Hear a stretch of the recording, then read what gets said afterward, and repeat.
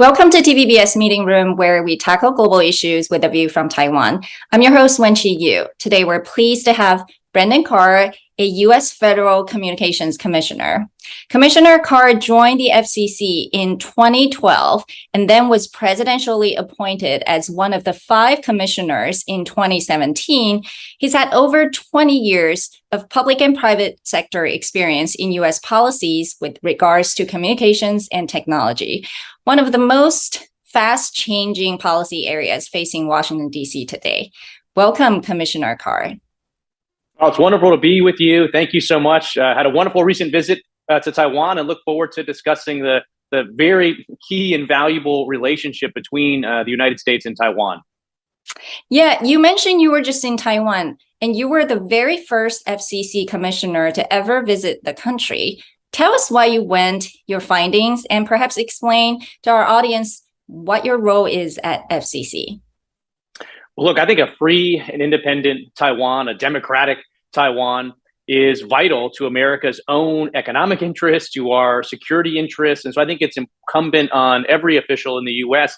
to work to see where, even in small ways like myself, we can deepen the relationship between the U.S. and Taiwan. And I had a virtual meeting a few months ago with then Commissioner Soon of the National Communications Commission, which is the counterpart to the FCC where I work. And then she and others invited me to follow that up with an in-person visit. And as you mentioned, I was the first FCC commissioner to do that. And I thought that was very important. We collaborated on a lot of issues. We do these types of meetings with different countries all over the globe where we meet and we discuss our shared issues, whether it's cybersecurity, network resiliency, 5G, spectrum. And it's always very beneficial to me in my job here at the FCC to hear from my regulatory counterparts abroad. So thank you for setting the precedent. You recently spoke about banning the popular app TikTok. Why should the government focus on banning TikTok, especially when it has been downloaded more than 200 million times in America? Is it even feasible? Yeah, it is. So TikTok is immensely popular in the U.S., less so in Taiwan from my experience over there. And a lot of people look at it, as you mentioned, and millions of Americans are on it.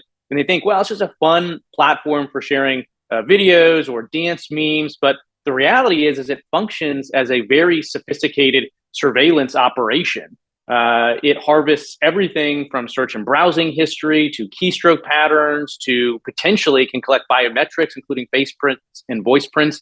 And for years, TikTok officials told regulators like me in the US that the data is simply stored outside of China. In some cases, they said it's not even accessible by Beijing. And there was a blockbuster report that came out a couple months ago that showed no, in fact, based on internal communications, everything is seen inside Beijing. And that's a problem, whether it's for foreign influence, espionage. There's been new reports about people in Beijing using the application to track the specific locations of US users. So there's a lot to be worried here from a national security perspective. And I do think the US government, through our Treasury Department, which looks at this type of stuff, should step in. And I just don't see a path forward right now for something short of a ban, given a lot of the misleading statements that TikTok has been making about data flows. Well, if banning TikTok is a way to secure data access from the Chinese government, does that mean other companies or other similar apps that basically serve as platform between the US and China and even other places in the world should be banned as well? We need to look at all of this. We need a top to bottom review. We've taken a lot of action at the FCC. For instance, we've moved on Huawei, ZTE, China Mobile, China Telecom, China Unicom, and we sort of take each case on its own merits, take a look at the data flow, see if there's any nefarious conduct going on, assess national security risks, and move forward. But I do think we need to not just be looking at these individual companies, but taking a much broader look. DJI, the Shenzhen-based drone company, is another one that I have flagged that probably deserved a bit more attention here in the US. But we are taking an appropriately tough stance on entities that may be beholden to the Chinese Communist Party. Well, you mentioned ZTE, Huawei, and DJI. Our understanding is that they're also now on the Secure Equipment Act's cover list, meaning their new equipments are to be banned, according to various news reports. What exactly does that mean? Yeah, so DJI is not on that list at this point, but the other ones are. So up to now, being on our covered list, what it's meant is you can't take federal dollars, federal subsidies to purchase that equipment. But what I identified a year or so ago was what I called a Huawei loophole, meaning that companies could buy Huawei gear with their own money, buy the same gear, put it in the same point in the network. And our previous actions on Huawei and ZTE didn't stop that. So what I said we needed to do was look at our equipment authorization process. In other words, there's no piece of electronics that can enter the US or be used here lawfully if it's not approved by the FCC. And so we're in the final stages right now with the FCC of finalizing a proceeding that would potentially, if we adopt it, block, to your point, future Huawei, ZTE, and covered list entities from having their gear approved for use in the US. That'll be the first time that we would have taken a national security step in the context of equipment authorization. And I think it'd be a very good thing, and it's something that has my support. It hasn't been publicized yet at the FCC. We're still sort of finalizing our approach to that. Well, as we speak, President Biden and President Xi just met in Bali a few years ago on the margin of G20. This comes back to the bigger question: how does the U.S. really compete with China on telecommunications and information technology in the long term, not just because of national security? And there is actually a perception that the U.S. government is kneecapping Chinese technology companies in the name of national security. Do you agree with that statement and approach? Look, I'm happy to compete and have a level playing field. The reality is, though, what we've seen to date with Huawei, with ZTE, with similar entities is very nefarious conduct that involves national security threats. And so all the actions we've taken to date right now have been limited to that extent. But there's more that we need to keep doing. We've recently taken actions on chips to make sure that we don't have advanced chips flowing into Beijing for potentially use for nefarious purposes. I think we also need to take a look at access potentially by Beijing to US-based cloud computing services. At the end of the day, if you cut off the flow of advanced chips to Beijing, they're going to look to replace a lot of that computing power for AI and other activities with access to cloud-based computing. So I think we need to pair some of our action on the chipset side with some of our action on the cloud side. But look, I think reciprocity is a great place to start for international relations in given all the limits that are in place on Beijing with U.S. entities doing business. I think that's something to consider. But again, up to now, our actions have been limited and driven by national security concerns. Well, some in the private sector, especially, sort of after the most recent export control policy coming out of the Commerce, some have argued and questioned whether this kind of approach can really be effective. Or would it actually compel China to double down, investing in its own technological advantages and be less reliant and more independent in the future? What do you think about that approach? Or, should the U.S. be more focused on investing in domestic capabilities like what the CHIPS Act intends to do, as you alluded to? How do we balance the two approaches?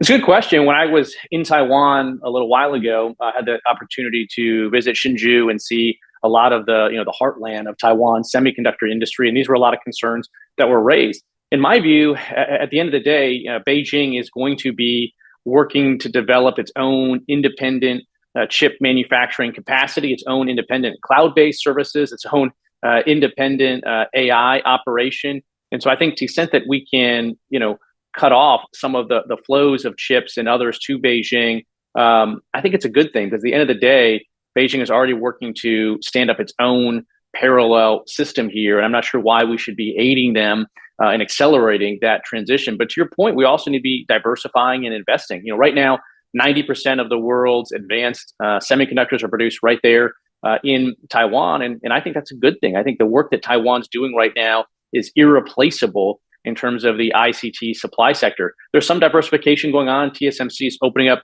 increasingly advanced operations actually in Phoenix and Arizona in the US. And I view that all, though, as complementary to the job that's taking place right there on the island.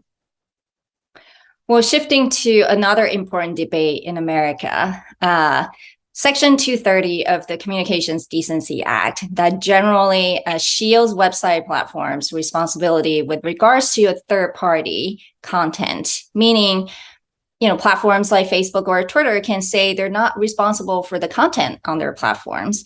There's been a lot of advocacy to change that particular regulation due to bots, disinformation, misinformation, and some even cite foreign interference in US elections. What is your view? Well, if you look at Taiwan as an example, it has such a bright, vibrant, competitive news and journalism industry. And the idea there is we fully embrace free speech. And I think that's what we need to do in the US. And when it comes to Section 230 into internet platforms, we have the concentration of control over speech. And we see a lot of censorship, including of political views.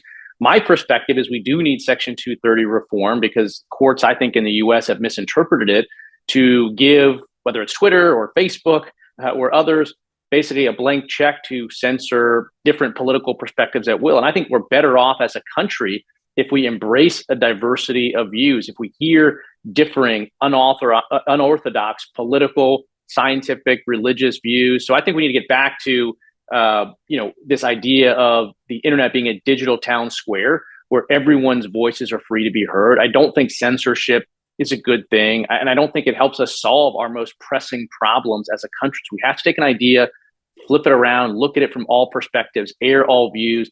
I think that's how we solve problems. So I think we have work to do in the US on Section 230 reform to ensure that the internet continues to be home for a diversity of views, not just those that reflect the companies that own a handful of these internet platforms.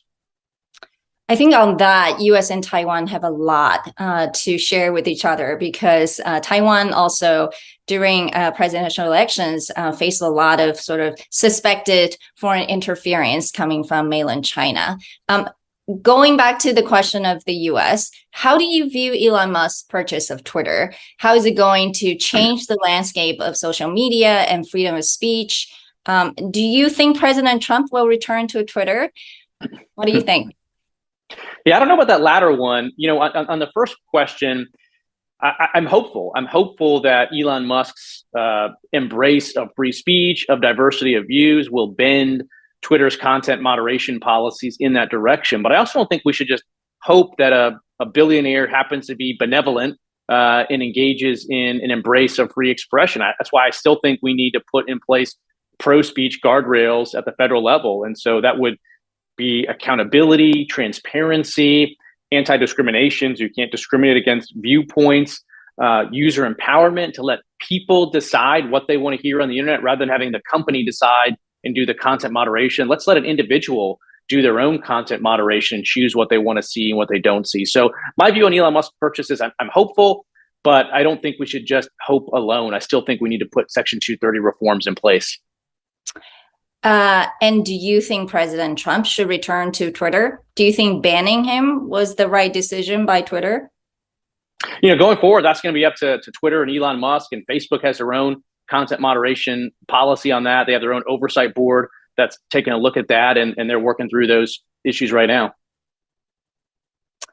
And what kind of relationship should Silicon Valley and Washington, D.C. have? How do we work with the rest of the world on setting telecom standards and norms?